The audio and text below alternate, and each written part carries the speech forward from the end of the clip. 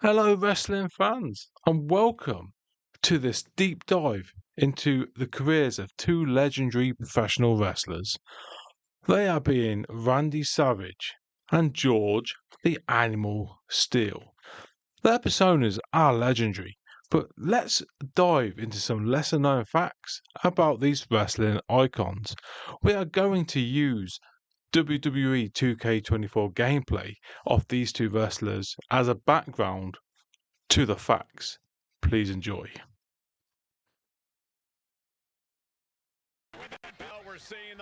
Randy Savage, known for his flamboyant style, intense promos, and signature weird catchphrase, was a larger than life character. But here are some facts you might not know about the Macho Man. Number 1. Before stepping into the ring, Savage was a promising baseball player. He was signed by St. Louis Cardinals organization and played in the minor leagues, but his career was cut short due to a shoulder injury. Wrestling gain was baseball's loss. Number 2. Savage lent his distinctive voice to the world of animation. He voiced the character Bonesaw McGraw in the first Spider-Man movie and even appeared as himself in Spider-Man the Animated Series. But did you know he also voiced the character Raptor in the animated series King Arthur and the Knights of Justice? Oh yeah! Number 3. Savage was known for his wild promos, but few know that he was also a poet. He wrote a heartfelt poem titled The Cream of the Crop about his rivalry with Hulk Hogan, showcasing a more introspective side to the Macho Man. Number 4. Savage was incredibly disciplined about his diet and fitness. He avoided alcohol and drugs, and his famous Slim Jim commercials weren't just for show. He actually loved the snack and credited it as part of his high protein diet. And number 5. Savage and Miss Elizabeth, his on-screen manager and real-life wife, had a tumultuous relationship. They married in 1984, divorced in 1992, and then remarried in 1996 before divorcing again in 1997. Their relationship was as dramatic as any wrestling storyline. Now we come on to George the Animal Steele.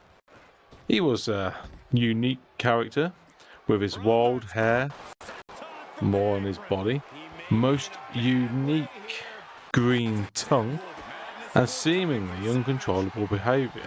He was a fan favourite though, but here are some facts about Steele that might surprise you. Number 1. Before he became the Animal, Steele was a high school teacher and coach. His real name was Jim Myers, and he taught biology, driver's education, and even coached football and wrestling. He kept his wrestling career a secret from a student for years. Number 2. Despite his wild persona, Steele was highly educated. He held a master's degree in education and was well known for his sharp mind. In fact, he once wrote a book titled Animal, which detailed his life in and out of the ring. Number 3. Steele didn't start wrestling until he was in his 30s. He was discovered by a wrestling promoter while coaching a high school wrestling match. His unique look and natural charisma made him an instant hit. Number 4. Steele suffered from Crohn's disease, a chronic inflammatory condition of the intestines. Despite this, he continued to wrestle and entertain fans, often hiding the pain he was in. Number 5. Steele made a memorable appearance in the 1994 movie Ed Wood, directed by Tim Burton. He played the role of Tor Johnson, a real-life wrestler and actor who appeared in many of Ed Wood's films. Steele's performance was praised for its authenticity and humour. Now, away from that, while their in-ring personas couldn't have been more different, Savage and Steele shared a mutual respect for each other. They faced off in some memorable matches, with Savage's technical prowess contrasting sharply with Steele's unorthodox brawling style. Both men left an indelible mark on the world of professional wrestling, and their legacies continue to inspire new generations of wrestlers and fans alike. You know, Macho Man Randy Savage and George Animal Steele were more than just wrestlers. They were storytellers, entertainers, and pioneers. Their untold stories remind us that behind every larger-than-life character is a real person with dreams, struggles, and triumphs. So the next time you hear, "Oh yeah," or see a turnbuckle being torn apart, remember the men behind the madness. Thank you for joining us and listening to these facts. I'm now going to leave you with the gameplay and my own personal thoughts on the two men in question and my memories of what I have. And until then, please comment now on the facts that you heard, if you know them or not. So what I remember of George the Animal Steele was I was around for his later career. You know, I was born in '86, so the '90s was more I remember him. And I'm not 100% sure, but when he around in the early 2000s. Always hairy, always crazy seeming, but you can tell he's intelligent, and that's just my personal opinion. He was never one of my favourites, but I respected him, and absolutely beast of a man. This match here that you're watching is actually featured on Saturday night's main event for Mach. It was done in February, but it aired in March in 1987. It's a really good match. You want to go back and watch it. It's you know, if you're a wrestling fan and you enjoy a good match, it's a good match to watch. A lot of drama in it. What I remember of Randy Savage was colourful, cartoonish. You know, he was in that generation of wrestling with Hulk Hogan, Ultimate Warrior, and yeah, he was. If I remember rightly, he was forced to commentate by Vince McMahon because Vince McMahon wanted to go a new direction and thought Savage was past it, so that's why he left to go to WCW, which he thrived in, but he's always had that anger issue, and there's always rumours that he beat up his missus and whatnot. I don't know what's true. I wasn't there. I'm not going to say he did. I'm not going to say he didn't. But